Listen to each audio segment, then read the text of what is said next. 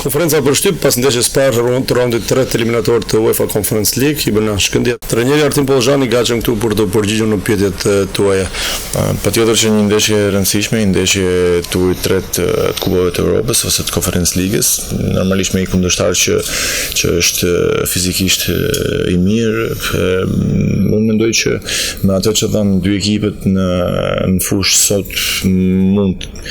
të ishte rezultati drejt, por që mënyra se si erdhin me një goditje standarde në fund na vjen keq sepse mund të evitoheshte, por që ka ndeshje kthimi, është ndeshje me eliminim, patjetër që do të tentojmë që të marrim maksimumin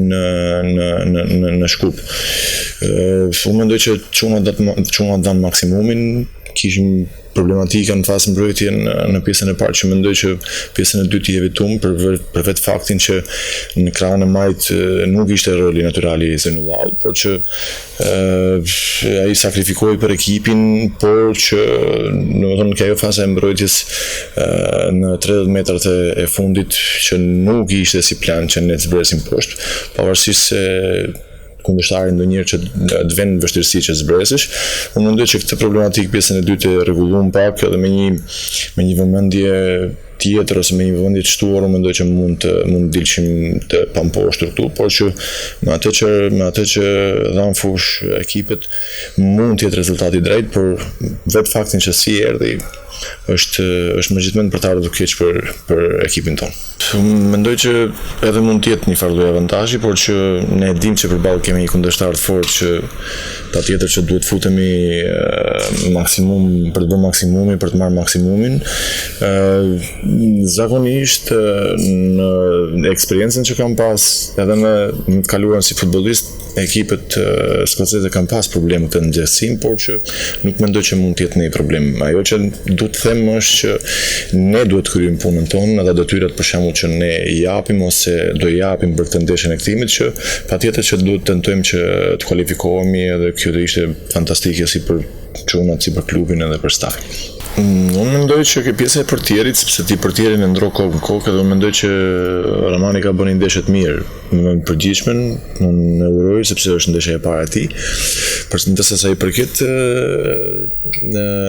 mungesave tjera, është një pozicion që nuk kemi rol, nuk kemi ndrim natyral për atë pozicion, dhe tani në momentin që detyrohesh që dikë nga mezi fushës ta qysh nga krahët, atëherë patjetër që humb manovrën edhe tek mezi fushës, edhe kjo unë mendoj që në pjesën e parë ndikoi, sepse patjetër që Zainullahu nuk është mbrojtës i majt, edhe ka ajo manovra e fazës mbrojtje, kishim pak probleme, që unë mendoj që pjesën e dytë e rregulluam. Është e natyrshme sepse është një pozicion që ai lojë me 4 nuk i ka bë, mbase me 5 po, por që përsa i përket pyetjes tjetër që ndikoi ardhja, unë kam qenë gjatë gjithë kohës me komunikim me stafin, sepse patjetër që gjatë gjithë kohës duke prit që dokumentacioni të rregullohet, për fat mirëtimin u rregullu, por që unë mendoj edhe kam besim tek stafi që me ato pjesën e stërvitjes edhe të motivimit e kam bënë 100%, kështu që nuk ka asnjë farë problemi. Tani nëse kthehemi nga ajo që ai ishte mirë që unë tisha, po patjetër që ishte mirë tisha, por që ka gjëra përse që nuk mbaren nga ne dhe duhet i pranojmë ashtu siç janë. Nuk duhet kritika për Zenga prodhon një volum jashtëzakonisht mirë loje. Domethënë në momentin që ti je nga fillimi dhe gjatë gjithë këtij minutazhi i vën presion gjatë gjithë kohës stoperat, patjetër që e ke kryer punën tënde. Tani normalisht ne dum që ai edhe të vite goli, sepse nëse vjen tek goli, ana psikologjike rritet edhe është pozitive për atë vetë dhe pastaj edhe për ne. Por që unë mendoj që me ndrimin ose me manovrën që bëjmë pastaj gati 2 ndeshje që bie rezultat ose ka efekt, unë jam i lumtur sepse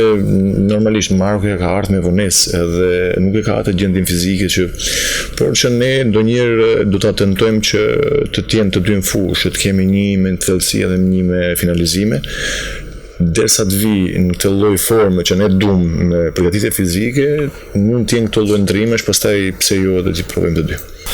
Mirë, falenderoj gjithëve që ndoqët të konferencë për shtyp. Skuadra më njëherë pas ndeshjes kthehet në Tetov, të dielën kemi ndeshje me Vardarin, më pas përgatitjet për ndeshjen e kthimit me Ibërnjanin të njëjtën e ardhshme në stadiumin Todor Proeski në Shkup.